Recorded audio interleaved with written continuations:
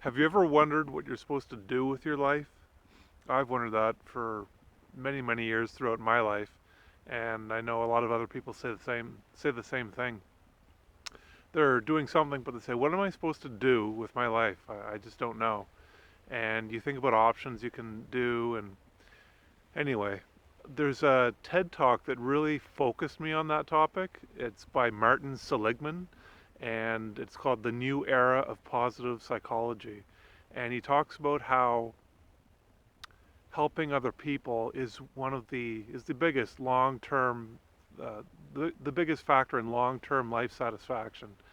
There are other things you can do, but they give sort of more short term satisfaction. But philanthropy, helping other people or animals or the environment, is gives long term life satisfaction.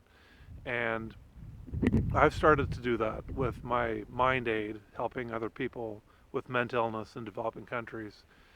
But if you want to do any wide range of things, you could. Um, there's so many things you can do, and a lot of people are afraid to tackle some of these things. Some people don't know what they want to do, but if you can focus on helping other people, that's a great start. And some people are afraid to tackle some things. They say, "Well, who am I to do this or to do that? What do I know? I'm not an expert." But you don't have to be an expert. You don't have to be the one person in the world with the most knowledge. You can be somebody with some knowledge.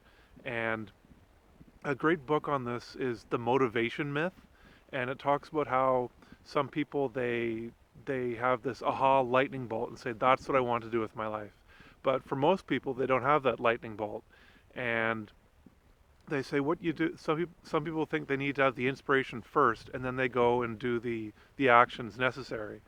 But it's actually the opposite. They say to what you're supposed to do is take action, and as you take a small step, you gain a bit of confidence from doing that, and then you take another small step, another action, and you gain a bit more confidence. It's the actions that slowly build up your confidence, and I know that's true for me. I've been doing Mind Aid now for 2 years, and at first it was scary to build a website. That was one of my first steps. And then I got into social media and putting myself out there talking about this. As I slowly took the actions, I got more comfortable doing it.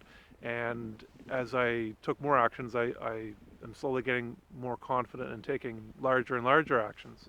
I'm still in the small stages of this, but that's a great book on how to get over your uh, fear of taking action. And some people say, well, I only have like 100 friends on Facebook. I mean, where do I begin? I don't have thousands of followers.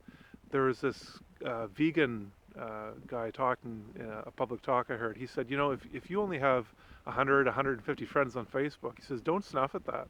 That's still 100, 150 people you can talk to, and push your cause on. And if another thing is Rick Hansen, the Canadian who wheelchaired around the world.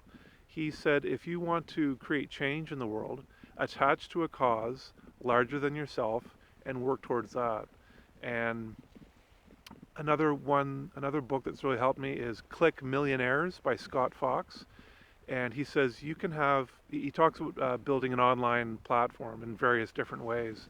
He has a whole chapter in the book on how to get over your fear of who am I to do this. He says there are doctors and lawyers out there with initials after their names who say, who am I to talk about this?